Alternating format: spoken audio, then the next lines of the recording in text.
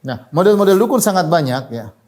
Di antaranya misalnya dengan melihat garis tangan. Yang kedua, misalnya dengan mengkaitkan tanggal lahir dengan ilmu astronomi atau astrologi terkait tanggal lahir. Yang ketiga adalah dengan melihat golongan darah. Ini saya juga baru tahu belakangan ya. Jika golongan darahnya begini, maka nasibnya akan begini-begini ya. Ini dukun model baru, dulu tidak ada. Yang ketiga, misalnya dengan melihat mangkok, dengan finjan, fanajin, dengan melihat mangkok. Kemudian di antaranya misalnya bentuk-bentuk perdukunan adalah dengan garis di tanah. Di antaranya dengan tanda lahir. Ada bopengnya lah. Ini tandanya begini. Macam-macam tanda lahir. Lihat di sini ada hitam. Oh, hitam di pantatnya. Ini tandanya begini-begini. Atau di kepalanya ada ini. Semua tanda ini terkait dengan masa depan ya. Di antaranya dengan huruf abjad.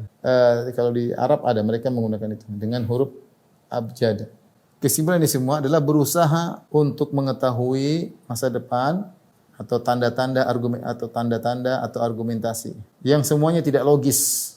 Yang paling berbahaya yang langsung kafir adalah yang bekerja sama dengan syaitan ya.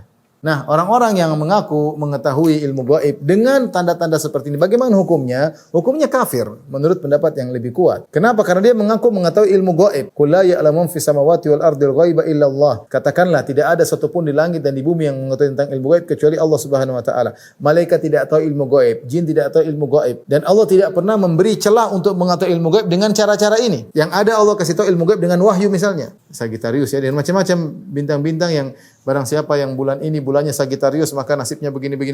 Ini semua adalah omong kosong ya.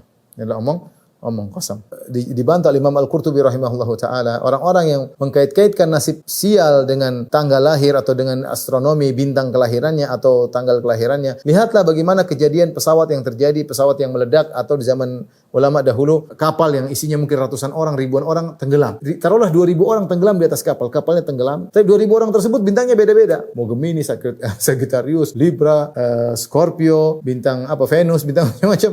Semua itu nasibnya bintangnya beda semua, nasibnya sama-sama tenggelam. Ini suatu bantahan yang telak kepada para dukun yang mencoba mengkait-kaitkan nasib dengan astronomi. Buktinya mereka semua tenggelam. Harusnya kan kalau nasibnya beda-beda, ada yang selamat, ada yang ini, ada yang ternyata tidak tenggelam semua. Yang cara yang paling berbahaya adalah dengan pemberitahuan rekannya.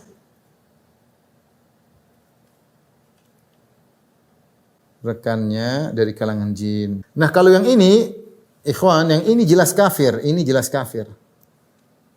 Ini jelas kafir.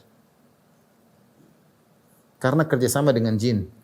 Terus bagaimana yang lain? Yang lain yang cara pertama, cara kedua, cara ketiga, cara keempat, cara kelima, cara keenam, cara ketujuh, cara kedelapan. Apakah juga kafir? Yang benar bahwasanya jika mereka ngaku bisa tahu hal gaib masa depan, maka mereka juga kafir sebagaimana dukun yang mengaku dibantu oleh jin. Man atakahinan fasaddaqa bima yaqul, siapa yang datang kepada dukun dan ini membenarkan apa yang dikatakan dukun, maka dia telah kafir kepada ayat Al-Quran yang diturunkan kepada Nabi Muhammad sallallahu alaihi wasallam. Diriwayatkan oleh Sunan Abi Dawud, Ibnu Majah, Ahmad dan Darimi.